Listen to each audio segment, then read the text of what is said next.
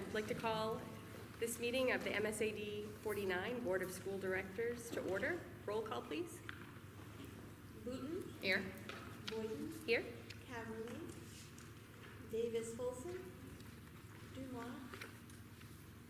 Katie Flood, Kim Flood, Here. Knox, Kugelmeyer, Lambert, Here. Neubauer, Here. Reeves, Here. and White. Here. Okay, we'll have the Pledge of Allegiance. I pledge allegiance to the flag of the United States of America and to the republic for which it stands, one nation, under God, indivisible, with liberty and justice for all.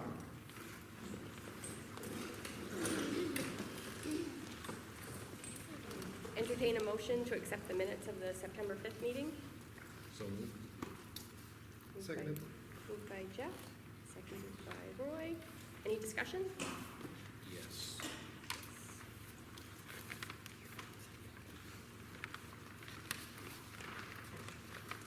I apologize, I gotta find No. my note.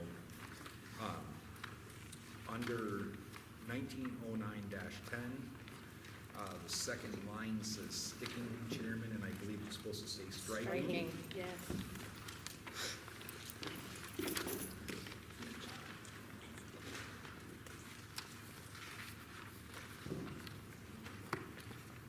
Would you like us to amend that? I would like to make a motion to amend that. And I'll second it. Right, it's been moved by Jeff and seconded by Danielle to amend the minutes to reflect that we are striking the chairman and replacing that with chair. All in favor? Any opposed? No? 1, 2, 3, 4, 5, 6, 7, 8. And so, all in favor of accepting the minutes as amended? 8. Thank you. Is there any citizen input this evening? No? Seeing none, okay. I'm sorry. There's 9 of us here. There's none? Yeah. Okay. Thank you. You're welcome. I didn't count myself. No. All right, under old business, we did not have anything listed on the agenda, but I did want to provide a couple of updates. At the last meeting, we had discussed the nepotism procedure, and those changes that we discussed have been made to the procedure, saying that staff can contact the attorney if they need additional guidance, and a blanket statement was added at the beginning saying the board will be notified of any of the following circumstances as soon as practical. So we could be notified at the next board meeting, or if it was urgent, it would be sooner than that. And that has been put into place now.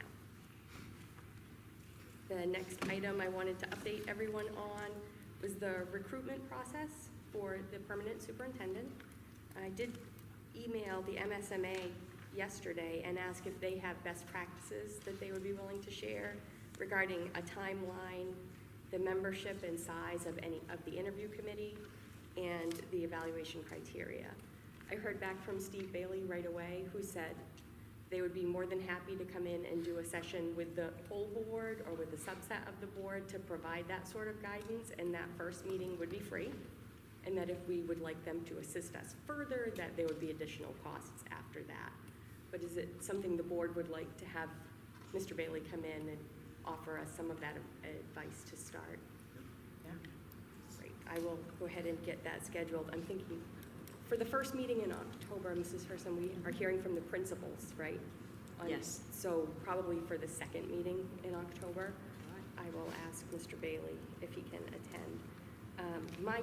Just a general thought on the timeline is I'm hopeful that we'll be able to make a final decision and selection by April 1st at the latest, because that would allow potentially a 90-day notice for someone, which seems an appropriate amount of notice for this level of position.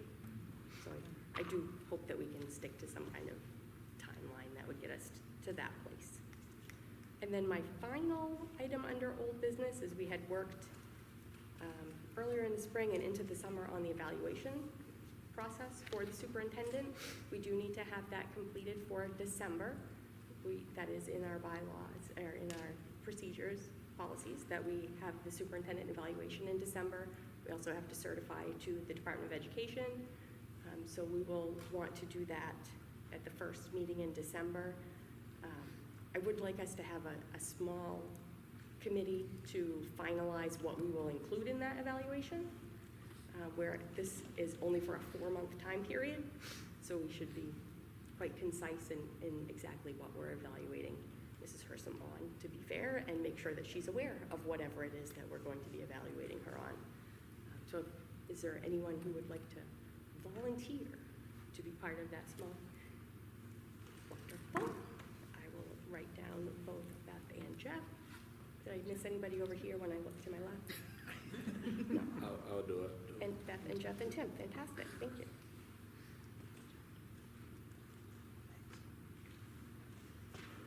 And that is all I have for old business updates.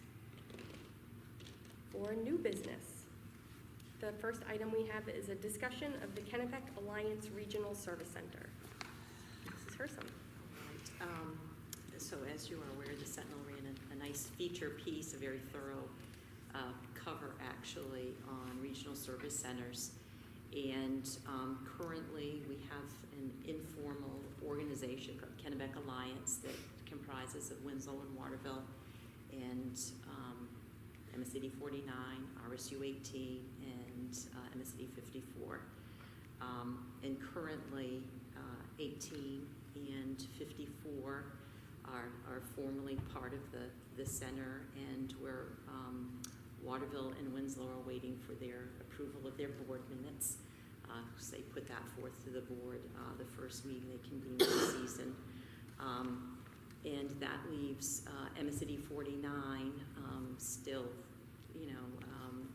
with an opportunity to join this year if you so choose. And I can talk to you a little bit about the implications of that. And also that what was in existence is likely going to be dissolved. And it's not that we can't participate in any of the cost sharing that occurs right now. But as I place the copy of the 279 in front of you right here, there are real dollars associated with to incentivize joining. So there are a couple of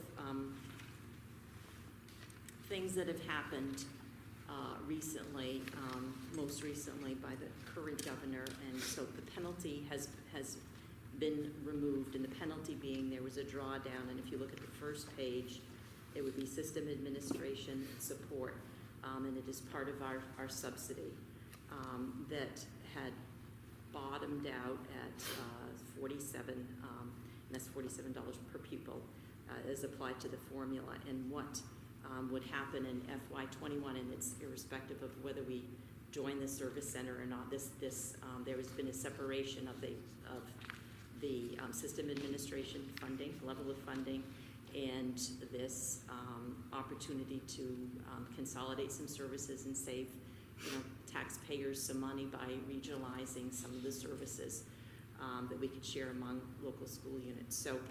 So for FY21, what we would have is the funding restored to what it was for FY18, which will become again at $135 per pupil.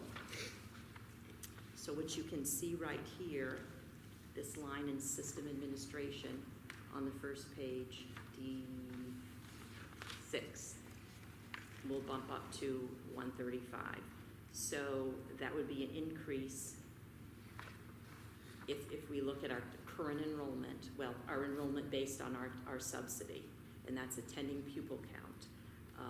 And that was 271 as of October 1st, 2018. So I'm just speculating if we hold stable with our current enrollment, we can expect a $182,248 increase based on the application of this restored level of funding.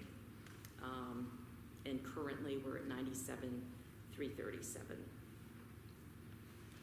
based on, and you see the two in the last two columns. So we have an elementary subsidy and a secondary. An elementary, as far as the state is concerned, goes through K-8.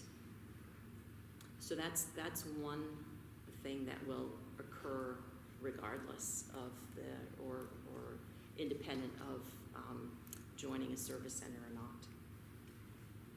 So the other piece that you would notice a change in, I think it's on page 5. So if you look on page 5 and you go down to item 8, Education Service Center member allocation, and right now there is a 0 next to that line. They're double-sided, I'm sorry. So currently, and this is a subsidy based on subsidizable pupil count, which is a few more based on unit placement. So if we hold at, say, 285, which is what our funding is at for this year, that'll bring us up to another, and I hate to speculate, at the current level of funding, and this is where the state is not fixed in this yet. Right now, for this year, for school units that have joined service centers, it's $94 per pupil at a percentage of subsidy. So it's 66.75% if you look at that share at the bottom. So if nothing changes, we can expect 130,823. And I hate to give that amount, but just that's what that might look like instead of a 0. So that's a pretty strong incentive to join potentially, and that would be FY 21. See that. So one of the things that the state has done is make it much easier for school units to join. So there's already an existing one. 18 had initiated that, and it does not need to go to public vote. Right now, a board can vote to join, which is where we're at, what Waterville and Winslow found themselves in. And also, it's very easy to withdraw if it doesn't provide us with the efficiencies we want to see. It's a letter, I believe, to the commissioner, but you're needing to demonstrate that it's not going to cause harm to withdraw, and it's really nothing more than that. So the restrictions have been lifted, and it's a sizable amount of money. Some of the cost-sharing examples of the activities that we currently do is food services, professional development, but also bidding. We combine with the other current alliance schools, paper bids, but there are all kinds of other services. We just talked about some of those potential ones in our Finance and Facilities Committee meeting. We could share maybe the cost potentially of a regional alternative ed center, or we could share the cost of some counseling services very specific to a need in a population. Professional development is a common one.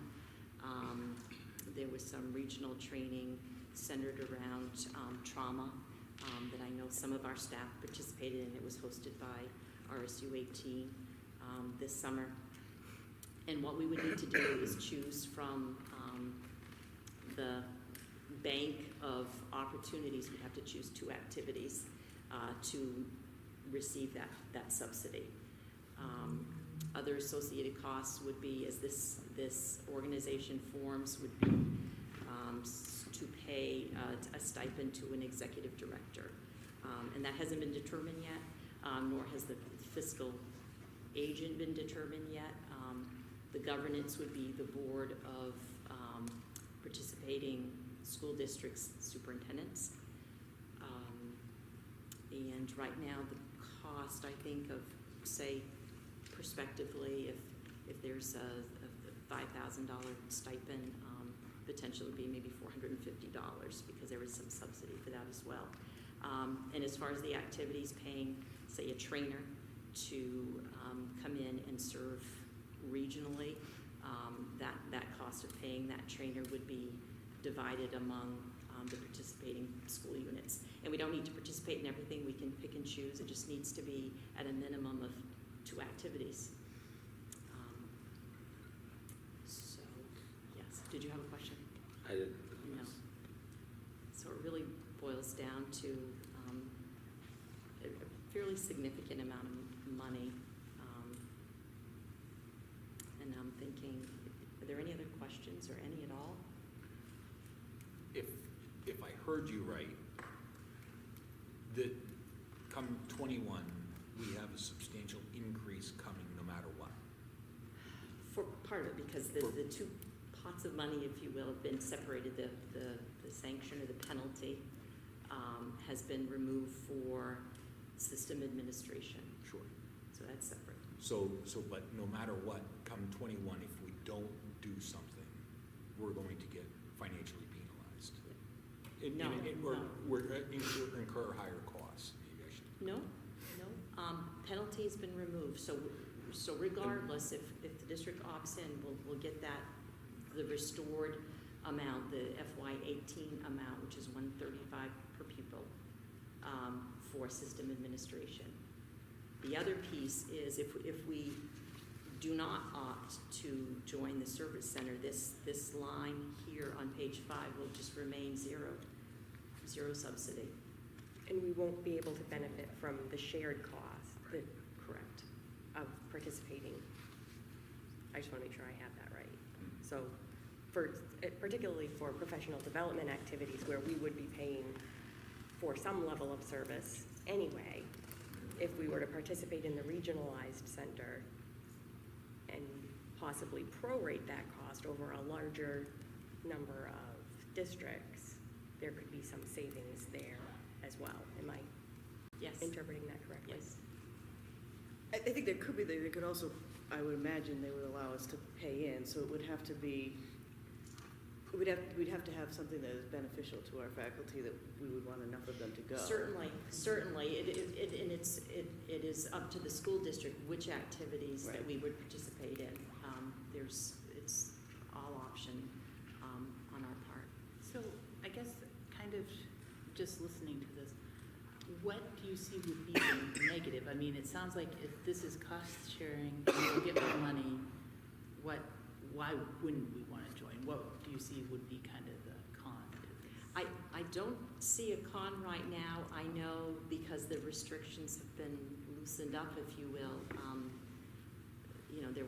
It was a penalty from withdrawing and very difficult to opt out of it. I think you have an annual opportunity to do that. I don't see.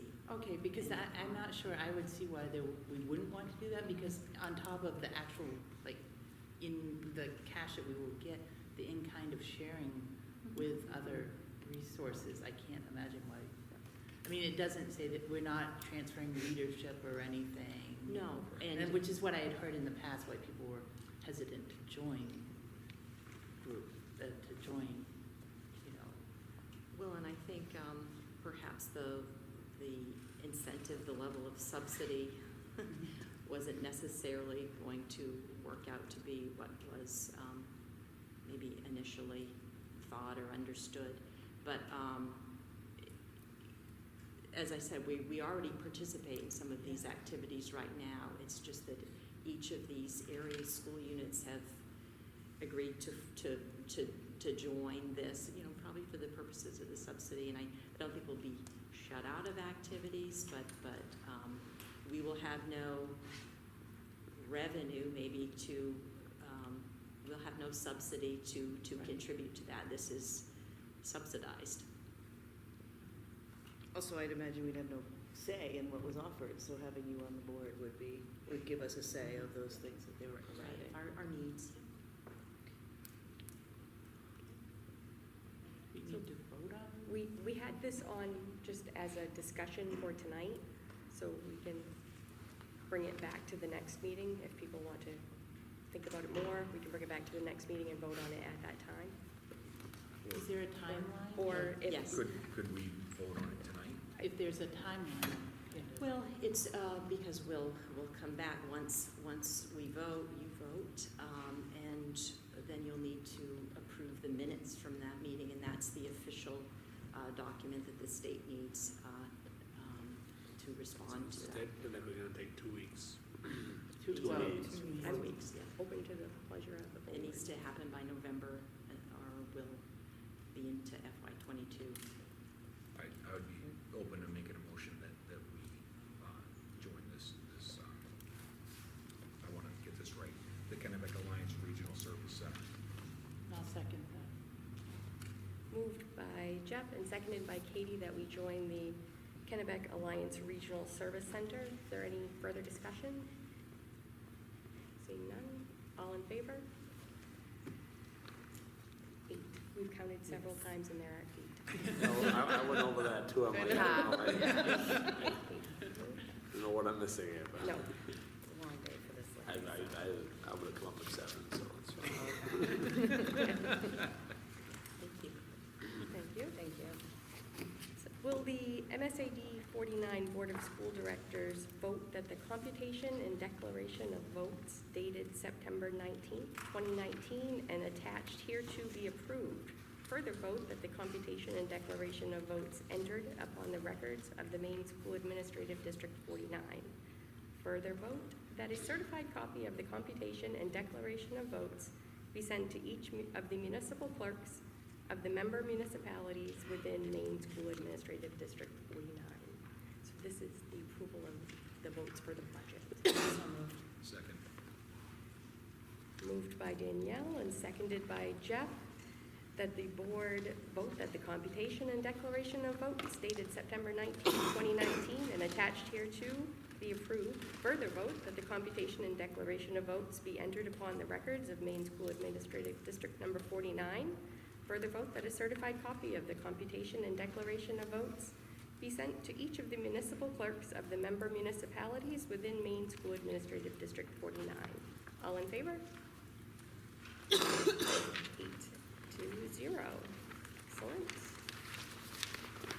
A second motion related to the, will the board move, or I'll entertain a motion, rather, that the board move that the warrant for assessment of tax and the assessment schedule in notice of installments for each member municipality prepared by the treasurer for fiscal year 2019-2020 be approved and be issued in form presented to this meeting, and that the treasurer be authorized and directed to deliver each member municipality its warrant for assessment of tax and its assessment schedule and notice of installments.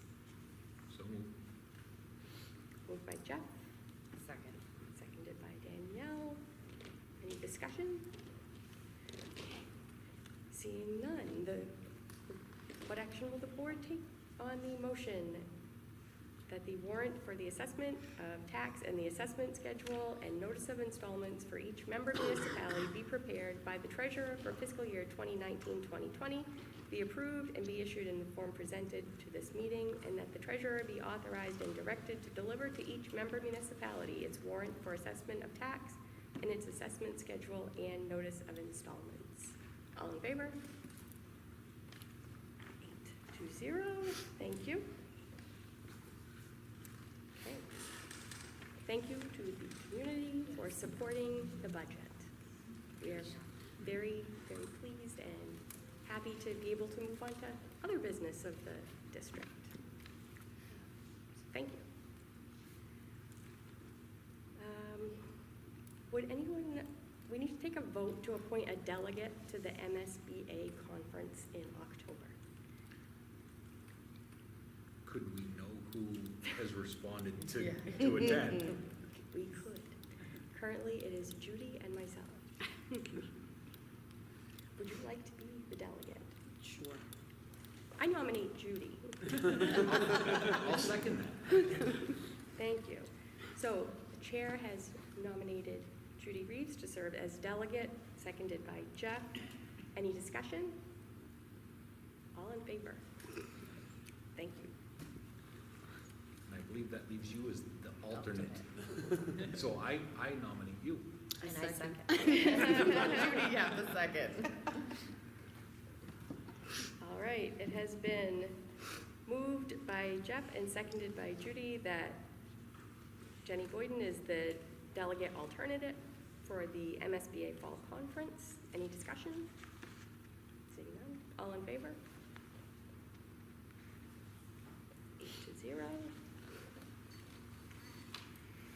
the next item is the bylaws. Could I have a motion to accept the revised school board bylaws that were dated September 19th, 2019? They were included in your packets. So Moved by Jeff, Seconded. seconded by Roy. So it has been moved by Jeff and seconded by Roy that we accept the revised school board bylaws dated September 19th, 2019. All in favor? 8-0. Okay, under resignations, we have one, Kathy McKay, Special Education Evaluator, resigned effective October 10th, 2019. We have some appointments. We have a motion to approve the appointment of Julie York as LHS guidance social worker. Do you wanna- Yes. So just a little bit about Julie. She currently, she's a licensed clinical professional counselor. She can provide clinical services to high school students who have been identified as in that area of need. She has a master's degree in counselor education and BA in psychology and child development. And she currently works for Kennebec Behavioral Health, and she lives among us in our community. And the committee has interviewed many candidates. This is a position that's been open since last January. So I'm pleased that we have a name to bring forth with the credentials to do the work and meet the needs of some of our students. I'd entertain a motion to approve the appointment of Julie York. second. So, Jeff and Tim. So it has been Good. moved and seconded to approve the appointment of Julie York as LHS guidance social worker. All in favor? 8-0. And we have the list of co-curricular. We have a motion to, do you want me to read them first?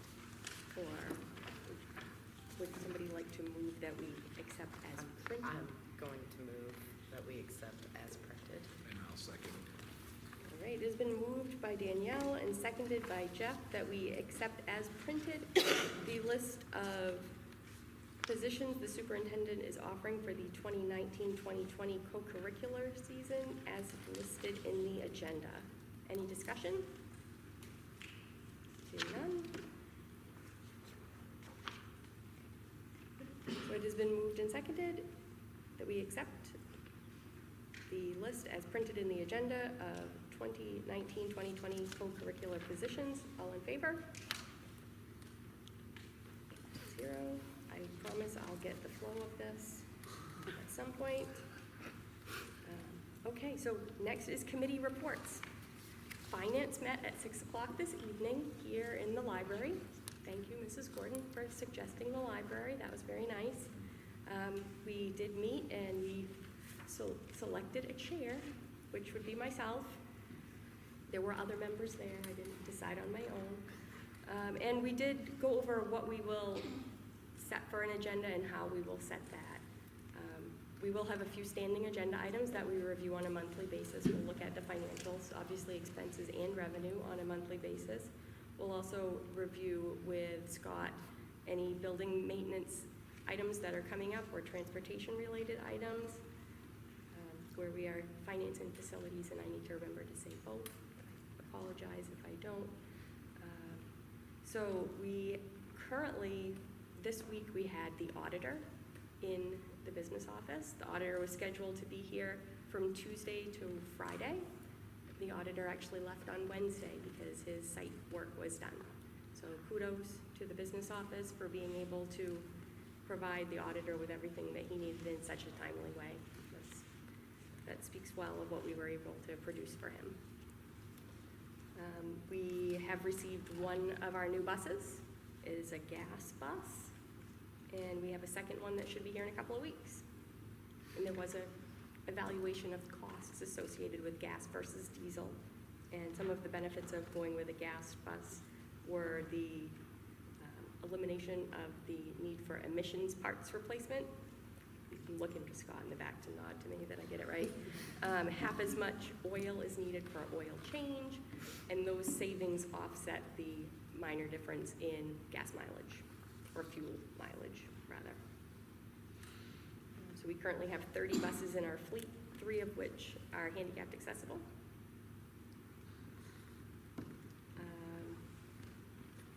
We've had a couple of requests for items on our next agenda, a list of deferred maintenance, looking at the revenue taken in from athletic gate fees versus any costs, and the art fees, which came up at the end of the budget session.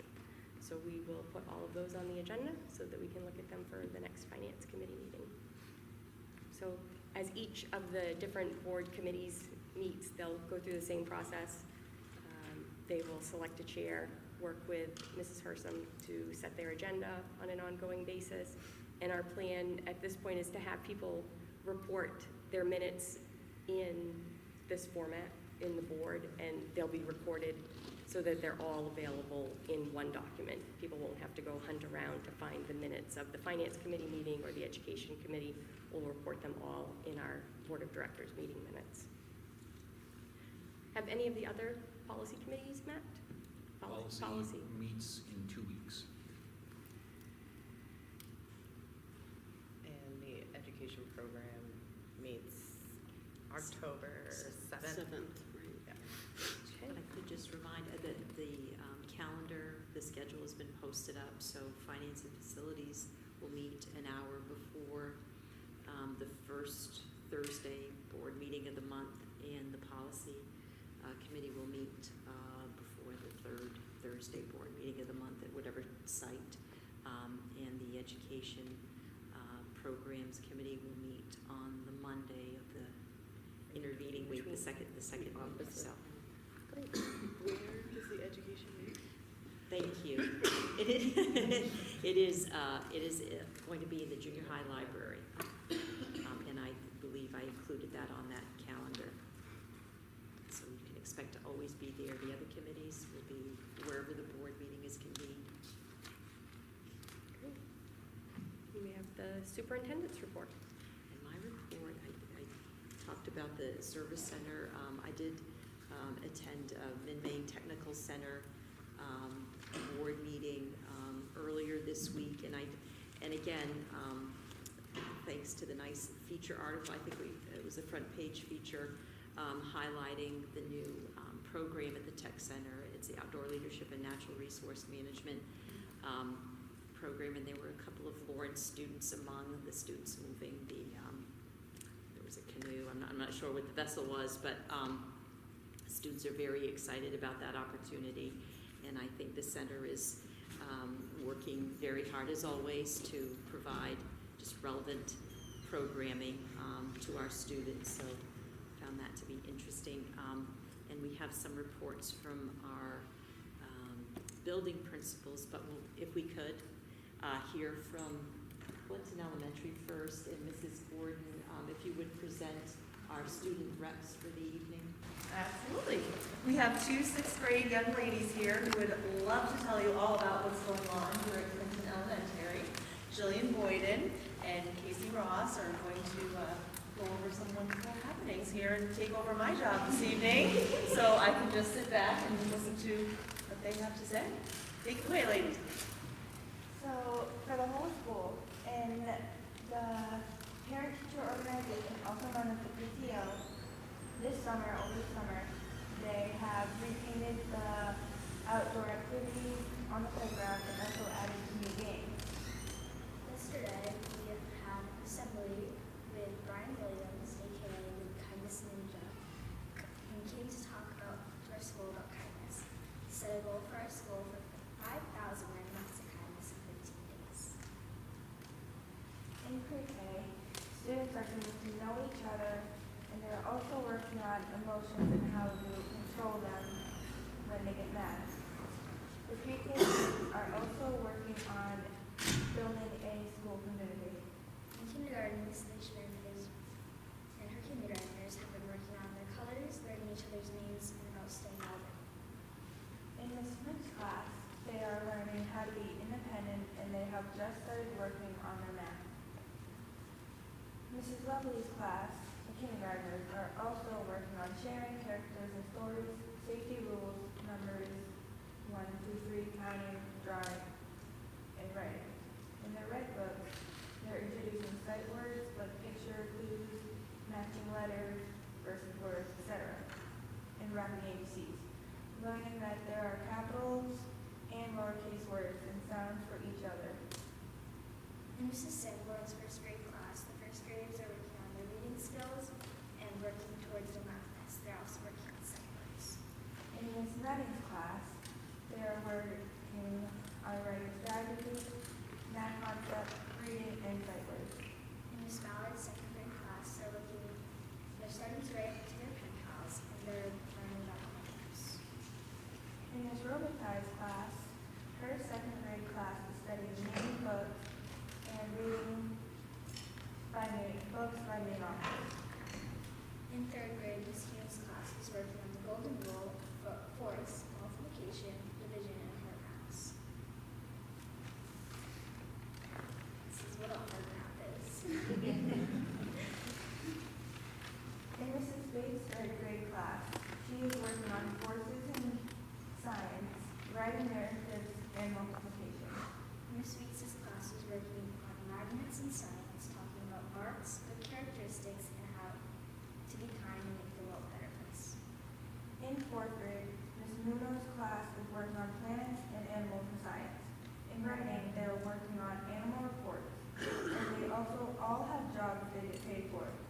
Once paid, they must pay for the rent of their desks, and they have to pay for supplies like pencils, markers, etc. In fifth grade, Miss Rima's class has been working on different writing pieces, how to choose books, place value, and what is social studies. In Mr. Harris' fifth grade class, he has been reading a book called Poppy, learning about character traits, the elements of a story plot, and adding and subtracting decimals. In sixth grade, we're working on, Miss Cleary, we're working on multiplying and dividing fractions and decimals, and in social studies, we're working on the Declaration of Independence, and next week we'll start learning about the Revolutionary War. Ms. Coffin's sixth grade class, she has been working on sentence structure and DRAs. Also, on October 28th, we'll be going to the New Orleans Living History Museum in Livermore.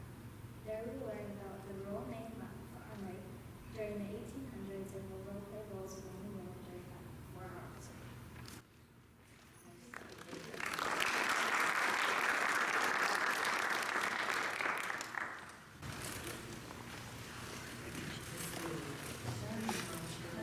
I don't know I can, on that.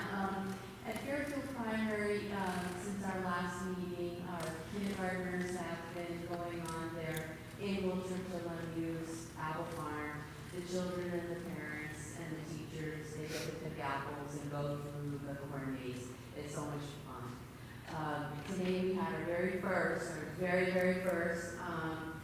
fire drill with the 3s, the 4s, and the 5-year-olds, the sea of littles, and they did a wonderful job. No one was afraid of the alarm, and as little as they are, they understand the importance of practicing for safety. So I'd like to commend them for that. Also, as the girls mentioned, and Ryan last week, we had Ryan Williams, the kindness ninja. He came to Albion Elementary 2 and he challenged the students to perform a record number acts of kindness. And he tried to inspire them that they have the power to change the world. And what I really appreciate about that is that parents tell their children that, teachers do, and it's great to have someone as a motivational speaker say those same things that we like to instill in our students.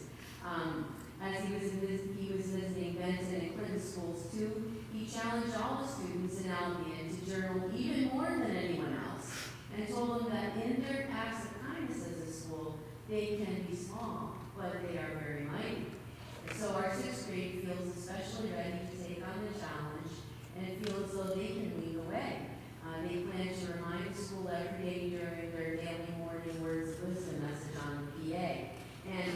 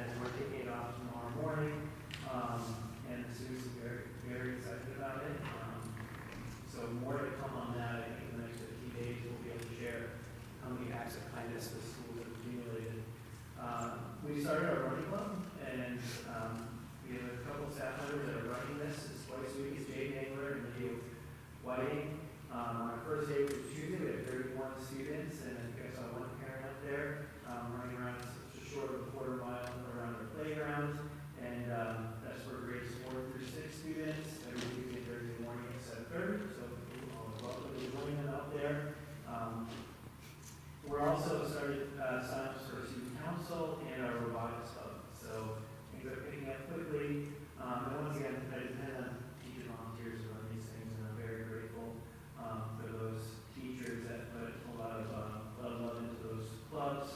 And finally, I'm excited that we have several student teachers and practicum students that entered this year. And that's something Ms. Blaze and I have been really trying to promote and build for our local schools. We have Sierra Poolin and Cassie Clement. They're from the University of New Orleans, so they're with us right now. We also have Devin Turner from Thomas College. We have two practicum students. Sandra Jarvis is from KVCC, and Casey Whitaker is from University of Augusta. So that concludes my report. Well, thanks for the junior high. Our librarians challenged our students to read 6 pre-selected books before the break. The reading will culminate with trivia challenge and prizes. The books were selected from a variety of genres and authors, including Alan Gratz, Gordon Corman, and Carl Heisen. Teams of 3 signed up in the library to participate and then divide the the books among themselves, while they may choose to read all 6 books each and have better odds of winning the challenge. From phys ed, Mrs. Heinrich's phys ed classes have been harvesting the garden behind the junior high school, and it's been a bumper crowd. The garden has provided, among other things, gourds, squash, pumpkins, corn, as well as other vegetables, most of which have been donated to the JJ's kitchen, while the gourds have added a nice touch of fall decoration around the school, so that's been nice. There are also Johnny's Seeds and some other companies have donated to the garden, and we thank them as well. From the guidance department, a couple things. Students at Mid-Maine Tech will again be mentors to area junior high students, including Lawrence junior high students.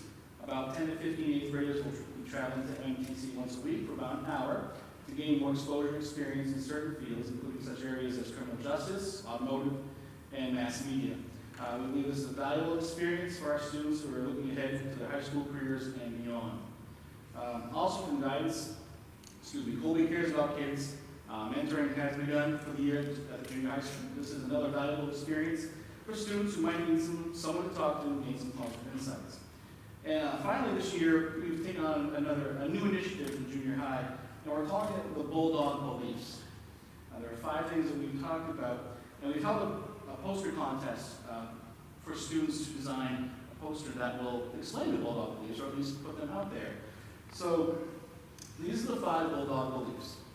As Lawrence Junior High School Bulldogs, we believe that we are prepared to learn, we help each other out no matter the setting, we work to resolve conflicts appropriately, we set goals and work diligently to achieve them, and above all, we are respectful and kind to one another.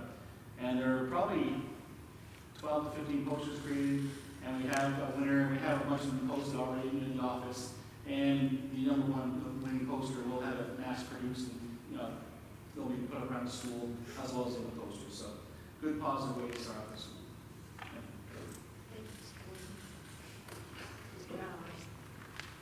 Good evening. We just had our class officers elected, so we'll be probably capping some of them because I haven't had anybody come forward yet that would like to sit on as the student rep. So I don't know if I had pushed it enough or what the deal is there. We'll tackle that one.